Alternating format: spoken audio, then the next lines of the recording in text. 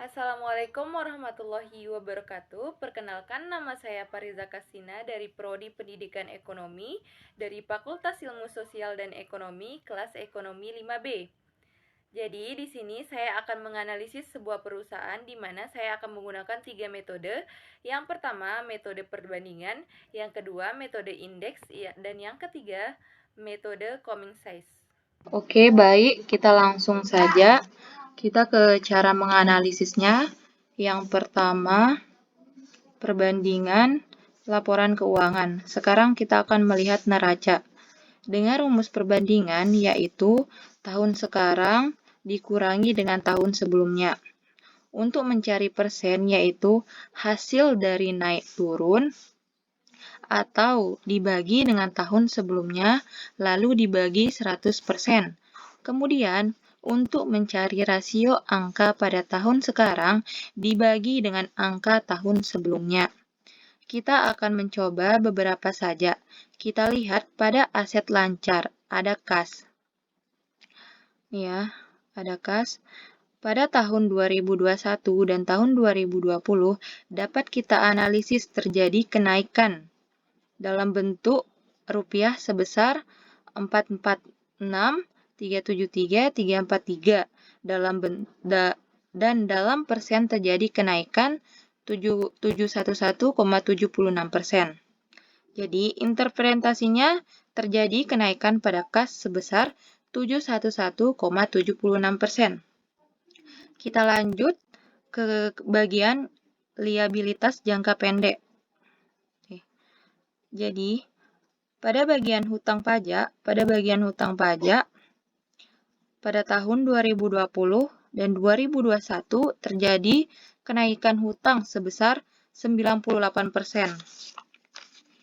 Kemudian, kita lihat ke ekuitas.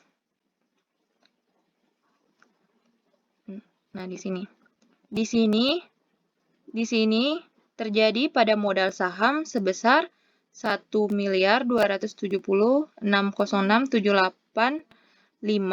tidak terjadinya penurunan atau kenaikan saham. Selanjutnya, laporan laba rugi. Laporan laba rugi, kita akan menganalisis penjualan bersih 764.709 rupiah pada tahun 2020 atau dalam bentuk persen yaitu min 12,02%. Penurunan tersebut dapat disebabkan oleh adanya pengurangan barang yang dijual dan tidak laku dijual. Nah, kemudian kita lanjut ke tabel yang kedua. Kita akan menganalisis tren indeks laporan keuangan. Rumusnya yaitu tahun sekarang dibagi tahun dasar dikali 100. Dari sisi neraca aset lancar, pada kas terjadi kenaikan sebesar 25%. Kemudian, pada bagian liabilitas,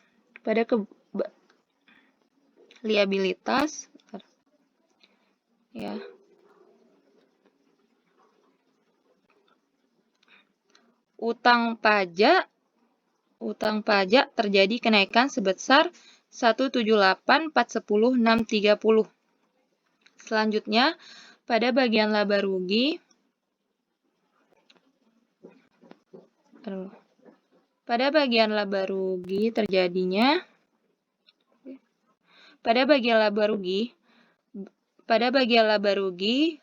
beban penjualan terjadi penurunan di tahun 2021 sebesar 82,86%.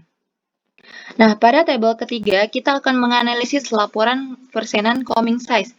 Rumusnya, masing-masing pos dibagi subtotal dikali 100. Rumus yang kedua, masing-masing pos bisa dibagi total aset dikalikan 100. Kesimpulannya, dari sisi neraca pada tahun 2021, aktivitas perusahaan mengalami penurunan sebesar 4,25%. Penurunan itu disebabkan oleh adanya penurunan baik pada aktiva lancar maupun aktiva tetap. Yang kedua, Dari sisi neraca, pada tahun 2021, utang dan modal perusahaan juga mengalami penurunan sebesar min 7%. Dari sisi laba rugi, pada tahun 2021, penjualan dan laba komprehensif mengalami peningkatan masing-masing sebesar 12% dan 21%. Hal ini menunjukkan bahwa perusahaan dapat menunjukkan perluasan usaha yang telah dilakukan. Dari sisi laba rugi, juga nampak bahwa sebagai akibat adanya perluasan usaha, perusahaan meningkatkan efisiensi kejuaraan produksinya sehingga peningkatan laba kompresif yang terjadi 21% jauh lebih besar daripada peningkatan penjualan 12%. Dengan kata lain, berbagai keputusan yang diambil oleh perusahaan pada tahun 2021 untuk melakukan perluasan usaha nampaknya cukup jelas karena perusahaan dapat menakjubkan untuk meningkatkan perubahan laba. Sekian, Assalamualaikum warahmatullahi wabarakatuh. Sekian dari penjelasan saya, semoga bermanfaat bagi kalian semua. Assalamualaikum warahmatullahi wabarakatuh.